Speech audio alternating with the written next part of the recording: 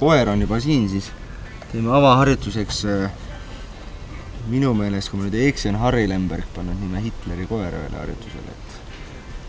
Et teeme selle harjutuse. Nii. Algasend, oleme käpuli maas ja siis suusatajate klassika sammule sarnaselt paneme nüüd tööle vastasjala, vastaskäe. Ja harjutus näeb välja, puutume parema käega või lausa küünarnukiga siin selle põlve ja lükkame ennast kiiresti sirgeks. Nii sirgeks kui saame, hoiame 2 sekundit ja teeme kiire puudutuse ja uuesti sirgeks. Ja niimoodi võiks jätkata 20–30 korda. Et see mõjub väga hästi tuharale, selga stabiliseerivatele lihastele. Nii. Ja teeme veel midagi stabiliseerivat siia kõhule, külgedele, seljale. Ja midagi lihtsamat ei ole võimalik välja mõelda, kui tuleme küünarnukkidele toenglamangusse ja lihtsalt oleme. Ja püüame hoida, mitte nüüd puusast alla vajuda ega ka mägesid ehitada, vaid lihtsalt oleme sirgelt. Aga mul on sellele harjutusele üks lisandus veel, mis me lavakast tegime. No näita. Nüüd me hakkame laulma ka siit. No sina laula. Aga selle peale mina ütlen, et varesed pole kunagi laululinnad olnud. Ai, see on päris hea. Seda ma juba enam siin sa võid kõigutada, aga minu lisandid, kuula nüüd, on näiteks sellised. Lase oma tagumik paremale poole maha ja keerada vasakule poole maha. Siis keera paremale, küünarnukki hoia maas. Ja vasakule. On head lisandid. Paremale ja vasakule. Nii. Mis seisad seal puhkuga? Nii, läheme järgmise lisandi juurde. Nüüd, et uisutehnikat paremini selgeks saada. Nii. Valmistame lihased ette, tõstame parema jala ülesse. Ja ma saan teoorias aru. Nii, siis sa viita teooriasse paremale. Tood küljele tagasi. Kokku. Paremale välja ja kokku. Paremale ja kokku. Ja siis vahetame jalga. Vasakule, kokku. Vasakule, kokku. Vasakule, kokku. Et rohkem küljelihaseid mängu panna, siis me kõnnime jalgadega kella 6 suunast ülesse kella 10 suunda. Kella 10-sse. Ja siis kõnnime tagasi. Ja teisele poole kella 2 peale.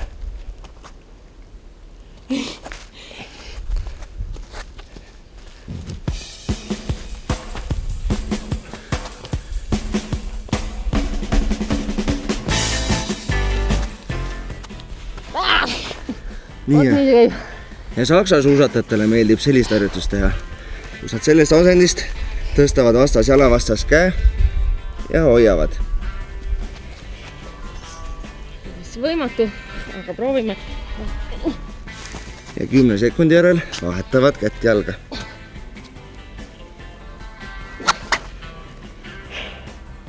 Seda normaalsed inimesed ei peagi jaksama, ma võin teile kinnitada.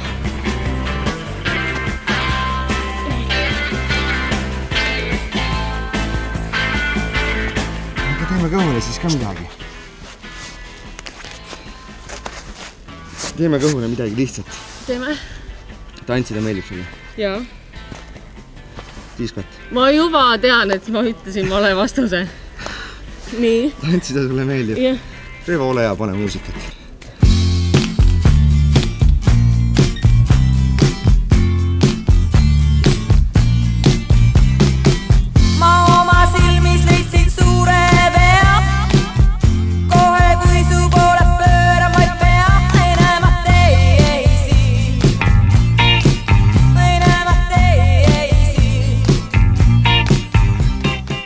Näiteks inimlikum harjutus. Nii, tule istesse siia.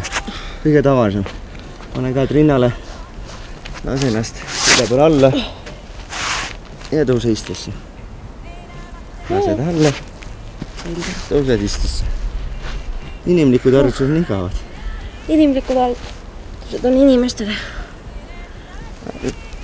Tunned, kõhulihas töötab? Tunnen. Väga hea. Siis ta on sul alles.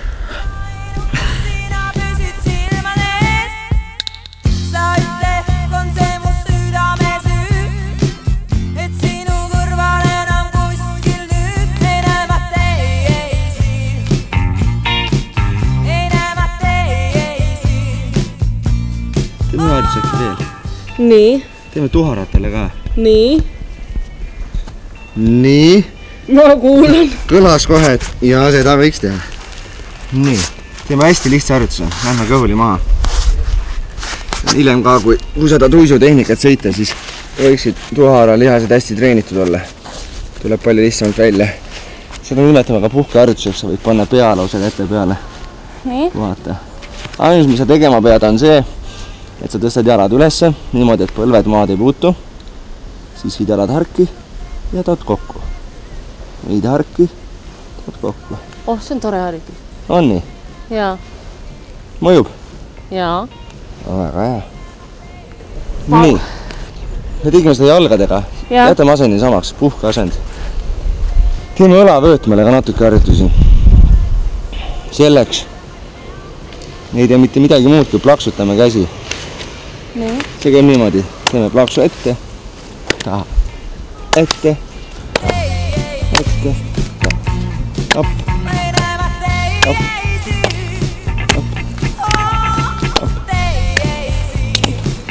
Ääremärkis. Inimlik.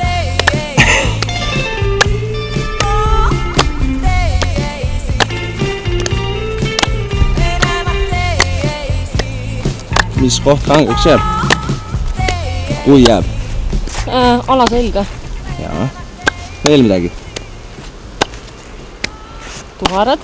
Või ütleme isegi mitte tuharad, on see reie tagumine osa jääb ka. Aga õlad? Ei. Ei jää. Aga mul ei ole väga õlgused ka, nii et siin ei olegi midagi haigeks jääda. Nii. Ja kätele. Teeme äkki veel midagi. Siis võime puhkama minna. Siis on saanud harjutusi nii selg, kõht, tuharad, õlad, käed ja jalgu treenime kunagi hiljem. Kätele kõige lihtsam on kätekõverdusi teha. Ma teadsin. Nii, aga toome näite, me oleme hästi väsinud või tahame rohkem kordusi teha, siis saab kätekõverdusi teha ka niimoodi, et sul on põlved maas. On natuke lihtsam. Jõusaalis me hüüame neid naistekateks. Naistekateks. Tahad sa teha meestekaid või naistekaid? Naistekaid. Teeme siis naistekaid. Ja kätekõverdusi võime teha väga erinevaid mooduseid. Võime neid teha, kõige raskem võib-olla on see, kas vaat käed hästi lähestikku. Ja teed niimoodi, et lased rinna kätele, lükkad ülesse. Siis saab teha käed õlgade laiuselt ja lastes küünarnokid kere ligidalt mööda, rohkem triitsepsile. Hüpad veel laiemalt ja küünarnokid liiguvad siia külje peale. See on rohkem rinnalihasele. Seda ma ei olegi teinud. Jah, et me võime teha lausa seda, et paned käed hästi lähedale ja proovid lasta rinna vastu matti ja ennast üles lükata. Aga kuhu need küünarnukid lähevad, ma vaatan küll, nad lähevad ikka küljele. Jah. Aga see on raskem versioon. Jaa. Lihtsam on see, kui sa paned õlgade laiuselt ja siis lased kere kõrvale.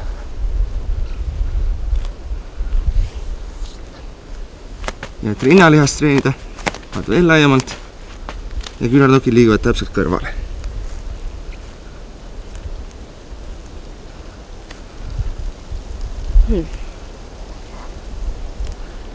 Ja saavad käed ka meil koormus kätte. Lihtne, kõike mis vaja läheb, on natuke tahtejõudu ja üks sinine matt. No tahtejõule lisandub veel puhtfüüsiline arusaamine sellest, et alguses ei ole mõtet üle oma varju hüpata. Tuleb alustada rahulikult ja aeglaselt ja liikuda inimlikelt harjutustel vähem inimlikema poole.